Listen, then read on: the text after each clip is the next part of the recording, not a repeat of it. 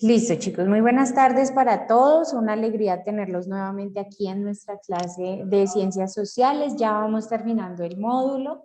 Ya saben ustedes pues que estamos aquí en nuestros últimos días de clase. Hoy es el penúltimo sábado. De hoy en 8 días es el día final. Entonces ya ustedes tienen que entregar las hojitas de respuesta. ¿Listo? Por ahí me están preguntando, profe, ¿tengo que entregar el módulo? No, el módulo es suyo. Usted lo compró, usted lo pagó, el módulo es suyo. Lo que usted me tiene que entregar es la hojita de respuestas que evidencie que su merced sí hizo el trabajo todas las clases conmigo aquí en clase. Una pregunta, profe. Pregúntame. ¿Uno las puede entregar en fotocopia, algo así? Si tú quieres, puedes entregar la fotocopia o Haider, está bien que tú las arranques. El consejo que yo les doy es que no la arranquen así con la mano, sino que con una tijerita o con un bisturí. Una regla. Eso, con una regla y con bisturí, para que la hojita no le vaya a tumbar otras hojas de adelante, ¿listo? Entonces solamente corta ahí el pedacito y ya, y me la hacen, por lo menos la de No, es que sociales. yo lo tengo en fotocopia, por eso pregunto. Bueno, pero profe, señora. digamos, terminamos este sábado.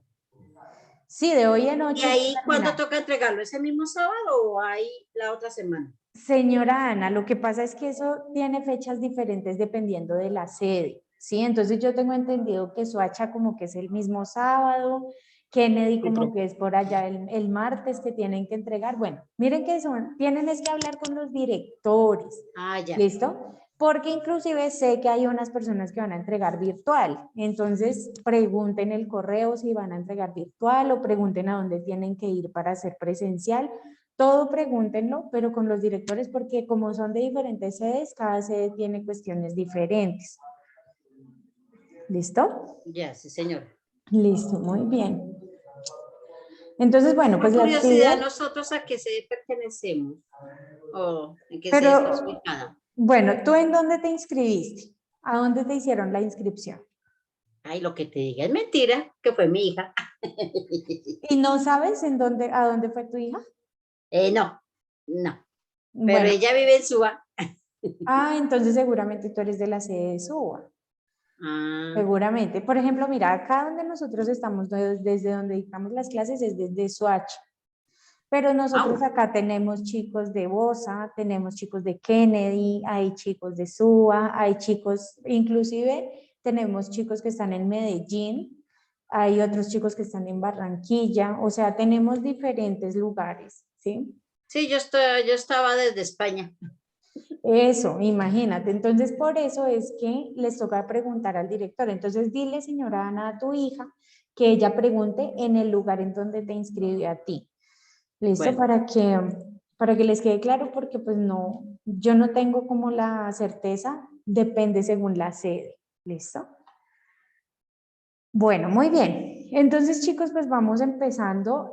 Como Michelle me dice que se quedó en la 150, pues te voy a dar rápidamente, Michelle, desde la 150 hasta la 160, que fue con la que nos quedamos con tus compañeros.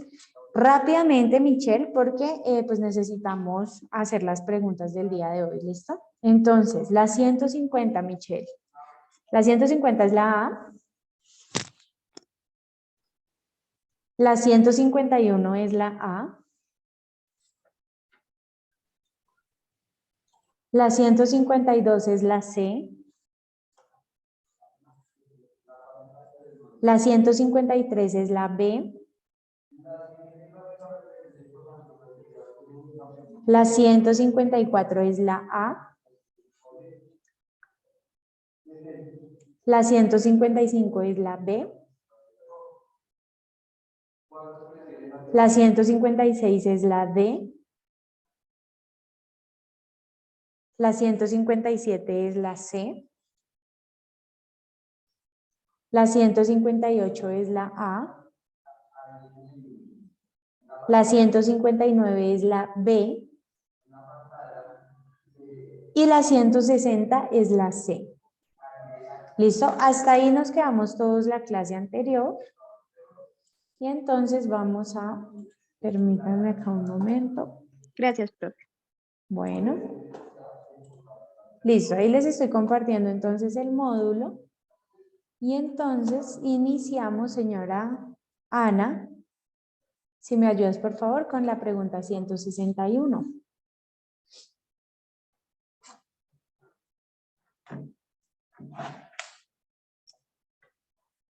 Señora Ana, ayúdame a leer la pregunta 161, por favor. Perdón, profe, no me había dado cuenta que tenía el micrófono apagado y leyendo. Bueno, Ya, ahora sí. listo. 161. ¿Cuál era el modelo económico predominante durante la Edad Media? A, capitalismo, B, feudalismo, C, mercantilismo, D, socialismo. La respuesta a la 161 coloqué la B. Muy bien, la B, señora Ana. Decimos que se llama feudalismo al sistema económico o al modelo económico en donde estamos hablando de los feudos. ¿Listo? El capitalismo, ¿en dónde lo encontramos? En este momento. En este momento, el modelo económico a nivel mundial es el capitalismo, aunque hay algunos países que no lo quieran implementar. Sí, hay algunos países que tienen tendencias más, por ejemplo, hacia el socialismo, que no son sistemas económicos malos, ¿no? Ahí tenemos que tener un poco la mente abierta, sino que estos sistemas económicos, no importa cuál sea el sistema económico que domine, lo importante es que no haya corrupción, ¿sí? Pero para la Edad Media vamos a decir que es el feudalismo, y el feudalismo era un sistema en donde teníamos un rey, el rey era dueño de todo el territorio, y lo que él hacía era como dividir todo su territorio por parcelas, y entonces lo que él hacía era colocar un señor que se le llamaba el señor feudo, y él era el que administraba ese pedacito de tierra, ¿listo? Pero era el feudo, ¿sí? Y eso le seguía perteneciendo al rey, aunque el feudo lo administrara, de todas maneras, el rey era el que seguía siendo el dueño de ese pedacito de tierra. Cuando el feudo fallecía, por ejemplo, él inmediatamente se le entregaba otra vez ese pedazo de tierra al rey y el rey nuevamente se lo entregaba a otro feudo. ¿Listo? Muy bien. Michelle, ayúdame con la 162. Durante el periodo renacentista, los artistas y hombres cultos se denominaron A, humanistas, B, patricios, Patricios. patricios, C, estudiosistas, D, elocuentes. ¿Cuál respuesta marcaste?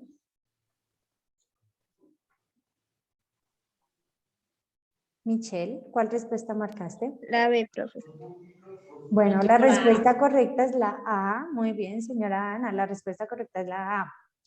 Resulta que en la Edad Media, esto lo vimos exactamente en la clase anterior, que yo les explicaba que en la Edad Media la teoría del propósito de la vida giraba todo en torno de Dios.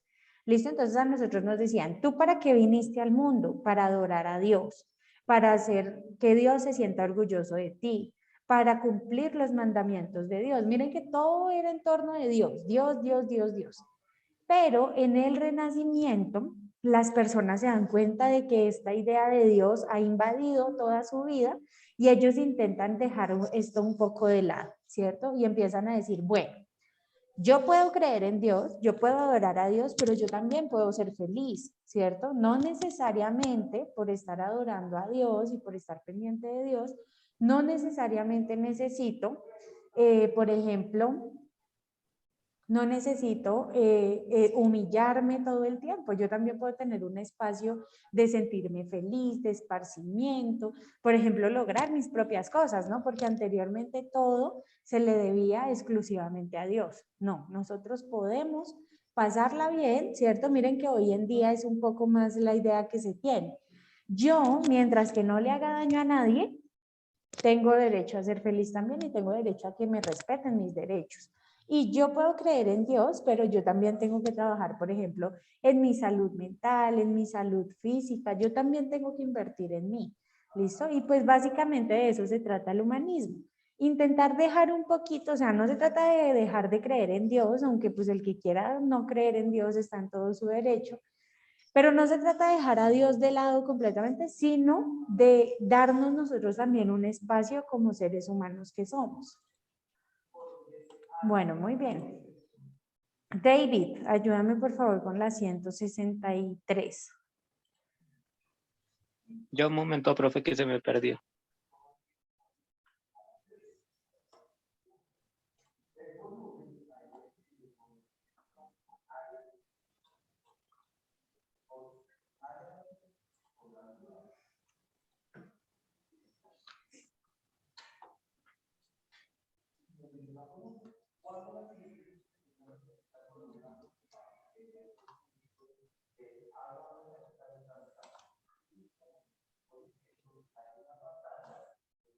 Yo la leo, profe, mientras tanto.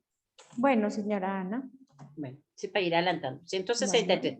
¿Qué caracterizaba la civilización musulmana en el siglo XIX?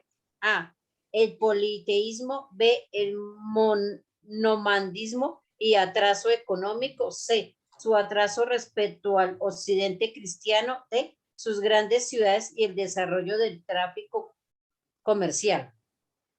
Yo marqué la D. La D, muy bien, señora Ana. Los musulmanes entonces son todas estas personas que pertenecen a la religión del Islam. ¿Listo? Cuando ustedes escuchen que la religión es el Islam, no se llaman islámicos. ¿Listo? Ni cuando escuchen, por ejemplo, musulmanes, pues la religión no es musulmán, no. Son Islam con musulmanes, ¿cierto? Así es como se dice respectivamente. Ahora, chicos, ellos se caracterizaron muchísimo por tener grandes ciudades. Ya en unas preguntas anteriores respondimos esas dudas, ¿cierto? ¿Cuáles son las ciudades más importantes de las personas que pertenecen al Islam, ¿cierto? Y finalmente, pues el tema del desarrollo comercial, que digamos así, por poner un ejemplo, ¿no? Aquí en Colombia se dice que los mejores comerciantes son los paisas. Pues asimismo a nivel mundial se dice que los mejores comerciantes son los musulmanes, ¿listo? Ellos son buenísimos para hacer negocios, son muy pilos, muy despiertos, ellos venden, ahí sí como quien dice por ahí, les venden hasta un hueco, porque son muy buenos para el tema de los negocios, ¿listo? Bueno, David, ahora sí puedes leerle a 164. ¿Ya encontraste el módulo? Dale, léela, por favor. ¿En qué consistía el feudo? A, tierras. B, un castillo. C, un grupo de caballeros. D, la obediencia al Señor. ¿Qué respuesta marcaste? La D. La A, muy bien. La respuesta correcta es la A. Se los acabo de explicar, chicos. Les decía, se llama feudo a un pedazo, bueno, el sistema como tal es un rey que es dueño de todo un terreno y lo que él hace es dividir el terreno en parcelas, en pedacitos y le entrega de cada feudo un pedacito de tierra. ¿Listo? Entonces, ¿de qué consiste el sistema feudal? Pues en pedazos de tierra que se le dan a unos señores para que los administren. ¿Listo? Profe, ¿y por qué dice señores y no señoras? Pues porque solo se le daban a hombres, ¿listo? Las mujeres no tenían derecho a administrar nada. Bien. Daniela, ayúdame por favor con la 165. ¿Qué es un sistema económico autárquico?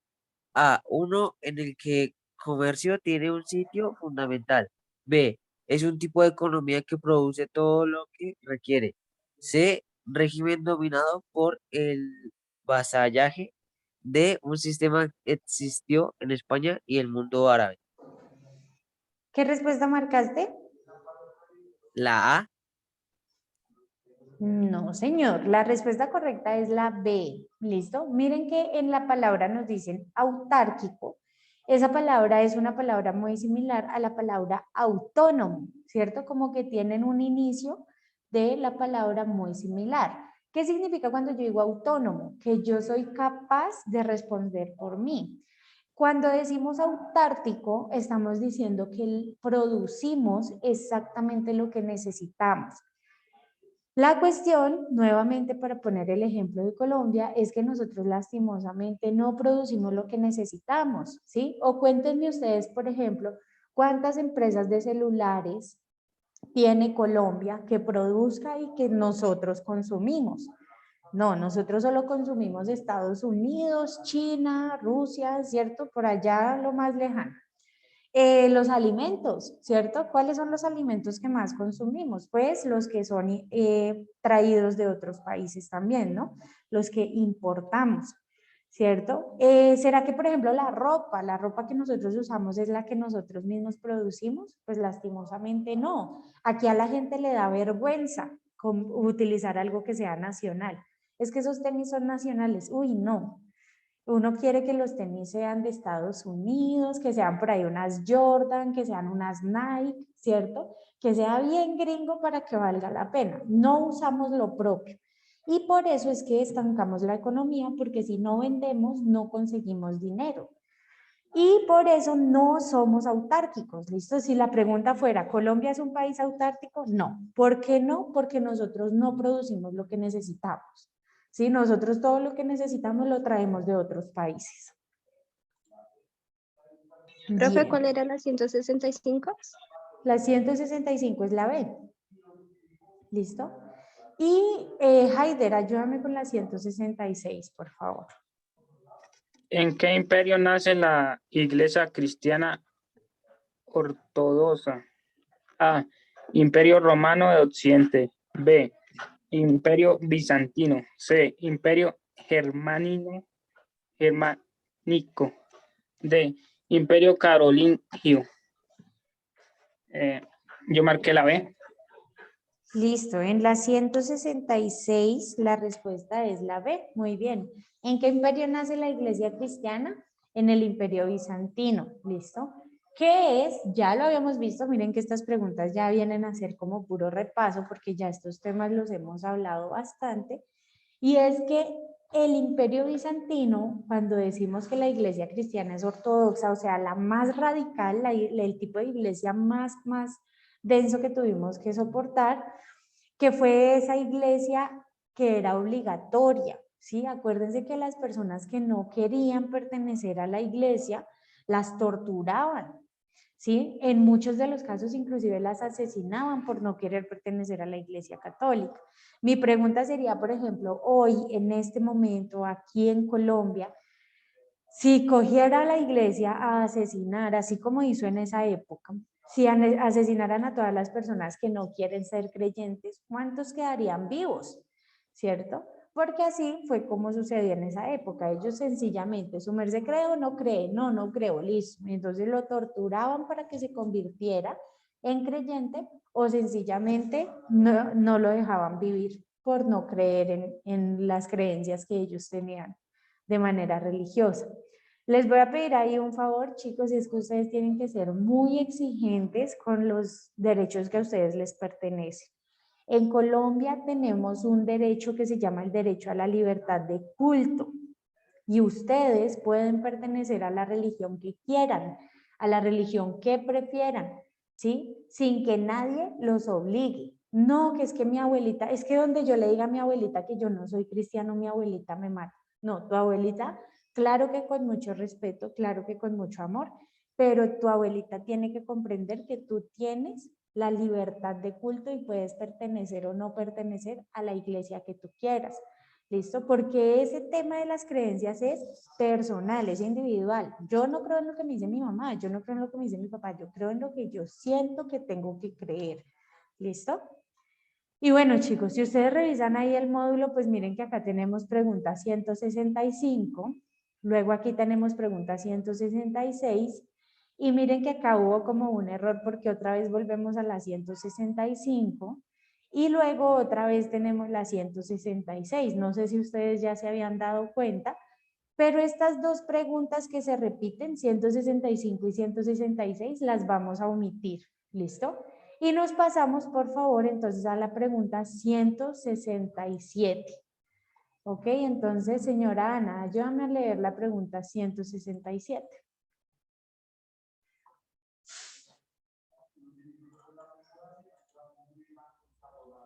Es que no sé a qué hora se silencia. Ya, profe.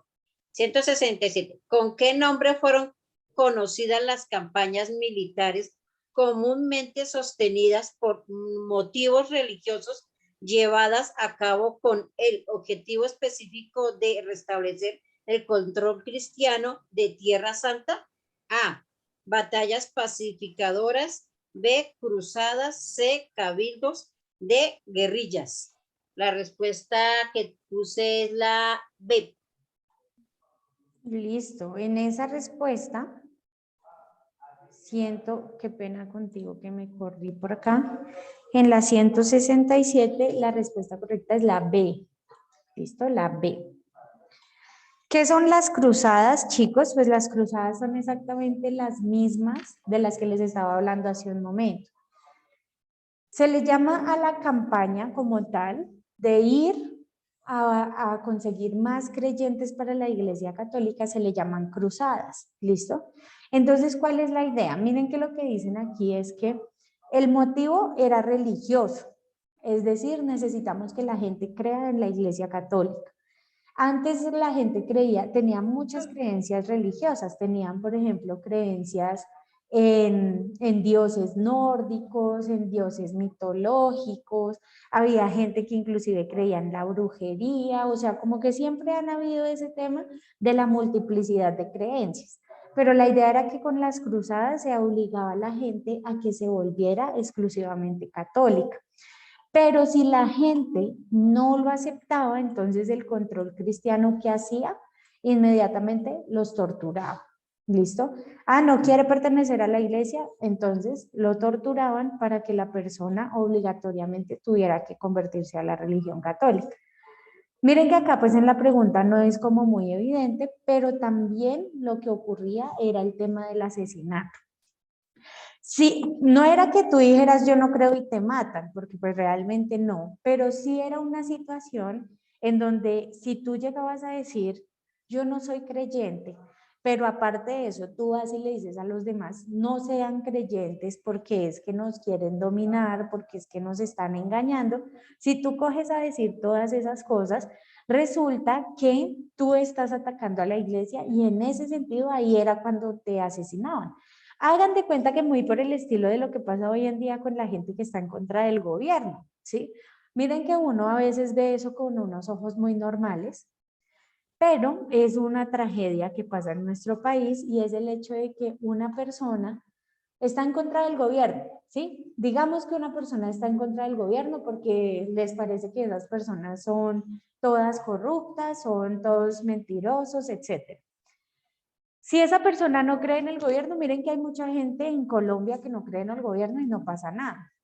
Pero si esa persona sale y denuncia y dice, no, es que mire que acá hay chanchullo, mire que aquí esta gente está haciendo las cosas al revés, por debajo de cuerda, están haciendo alianzas para robarnos, como por ejemplo lo que pasó con Odebrecht, lo que ha pasado con los falsos positivos, ¿cierto? Eso es como una trama detrás de otra. Cuando una persona alza la voz y empieza a denunciar eso, ¿qué es lo que hace el gobierno? Pues inmediatamente lo capturan, inmediatamente. Miren que inclusive en las manifestaciones hay personas que han perdido brazos, ojos, la mandíbula, la nariz, sencillamente por protestar. Entonces las fuerzas militares lo atacan y la persona queda inválida. Es una manera de hacer que la gente se calle. Y es la misma estrategia que utilizaba la iglesia para hacer que los que no eran creyentes se callaran y dejaran de decirle a los demás que no creyeran. ¿Listo? ¿Por qué se los digo, chicos? Porque ustedes lo tienen que tener en cuenta, ¿sí? Miren que ustedes dicen, no, somos muy chiquiticos, a nosotros eso no nos interesa. Claro que nos interesa. Y nos tiene que importar porque es una manera que tienen los que están en el poder para gobernarnos. ¿Listo? Bien. Daniela, ayúdame por favor con la 168. ¿Quién fundó la orden religiosa de los franciscanos? A. San Agustín. B. San Francisco de Asís. C. Fray Bartolomeo de las Casas. D. Santo Tomás. Es la B. La B, muy bien, es San Francisco de Asís, pues se llama la orden religiosa de los franciscanos, pues por Francisco de Asís. Esa estaba fácil. Bien, David, lee la 169, por favor.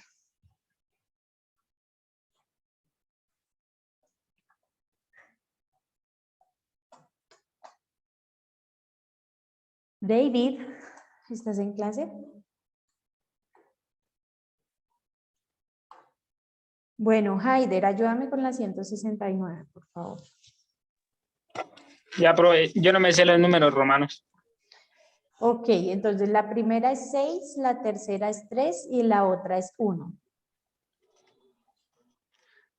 ¿Qué papa estableció en 1187 el inicio de la 184. 184 el inicio de la Inquisición medieval? Pío Sexto. VI, Lucio III, Tercero. León I, Constantino. Constantino. Constantino. Listo, Haider, muy bien. ¿Cuál respuesta marcaste ahí? La B. La B, muy bien. Estamos hablando de Lucio III, que es el papa al que se le ocurre la magnífica idea del proceso de la Santa Inquisición. ¿Qué era la Inquisición, chicos? Pues era una manera de hacer como juzgados, ¿cierto?, de las personas que cometían pecados. ¿Qué pasa? Que, por ejemplo, un hombre podía inventarse que su mujer le estaba haciendo infiel. Entonces él iba a donde el papa o a donde los sacerdotes y decía, miren, mi esposa me está haciendo infiel, mátenla. Y entonces los sacerdotes decían, bueno, vamos a hablar con ella, luego iban, la colocaban en un juicio, llevaban a todos los vecinos, los amigos, mejor dicho, todo el mundo, y todos hablaban de ella. Si la gente hablaba bien, la perdonaban por su pecado, pero si la gente hablaba mal y estaba en contra de ella, a ella la asesinaban. En ocasiones, cuando no habían personas que hablaran, digamos vecinos que comentaran cosas sobre ella, entonces a ella la torturaban para que ella confesara sus pecados. ¿Listo? Miren que fue una época muy dura, muy difícil, no sé por qué tanta violencia, por qué tanta cuestión de torturar a la gente, de amenazarlos, pero pues era como una manera de mantener el poder religioso y político que tenía la iglesia en esa época. Listo, muy bien. Señora Ana, ayúdeme ya con la última, 170, por favor. Tienes el micrófono apagado si me estás hablando. 170. ¿Cómo se llama el impuesto que cobra la iglesia al pueblo llano? A, simonía. B, cataro. D, diezmo. C, diezmo. D, inquisición. Yo coloqué la C. La C, muy bien, señora Ana, el diezmo. Entonces hay un impuesto que la iglesia cobra al pueblo y ese impuesto, perdón, se llama diezmo, que significa que uno debe pagar el 10% de lo que se gana. Entonces, si se supone que yo en un día voy y trabajo y me gano 30,000 pesitos, que ese es el salario mínimo que tenemos en este momento, si yo me gano 30,000 pesitos, de esos 30,000 tengo que sacar 3,000 pesos y dárselos a la iglesia. ¿Listo? Y pues voy cerrando con un tema que es muy importante, que es el tema de las indulgencias, que para los que no sepan era un impuesto también que tenían que pagar los pecadores a la iglesia. Entonces, ¿cómo funcionaba? Porque eso era en la Edad Media, hoy en día no tengo conocimiento de que eso se mantenga, pero en esa época las personas tenían que, digamos yo cometí un pecado, entonces yo voy a donde el sacerdote y le digo, mire, padre, yo fui y me robé unas uvas, ¿cierto? Entonces el padre me decía a mí, listo, páguele 10,000 pesos a la iglesia y sus pecados quedan perdonados, ¿listo? Entonces miren que era una manera, como de alguna manera abusiva, abusar de la creencia que tenían las personas para hacerse ricos, ¿listo? ¿Qué pasó? Pues que también se generó mucha corrupción en las personas, porque entonces la gente, ¿qué hacía? Por ejemplo, yo iba y mataba a alguien, pero yo le regalaba a la iglesia una casa. Y a mí me excomulgaban y me perdonaban todos mis pecados. Por ejemplo, yo iba y le era infiel a mi pareja, pero yo al sacerdote le regalaba 5 caballos y 5 vacas, y con eso mi pecado quedaba perdonado. Miren que es una manera muy injusta, ¿sí? Muy injusta porque pues empezando las personas que son pobres, entonces no tienen una manera aparente de perdonar sus pecados. Pero adicionalmente es que esa no es la manera de perdonar pecados. O sea, ¿ustedes quién les dijo que yo voy y le pago a la iglesia y entonces todo lo que hice ya no vale? Eso no es así. ¿Listo? Entonces, bueno, chicos, pues el día de hoy nos rindió, nos quedamos en la pregunta 170. De hoy en 8 días ya cerramos, terminamos absolutamente todo. Y pues nada, chicos, por el momento agradecerles por todo el cumplimiento que han tenido hasta ahora. Fue un buen semestre. Ya nos vemos por último en la siguiente clase y pues por el momento les deseo un excelente sábado. Abrazos para todos, chicos. Hasta luego, profesora, que esté muy bien.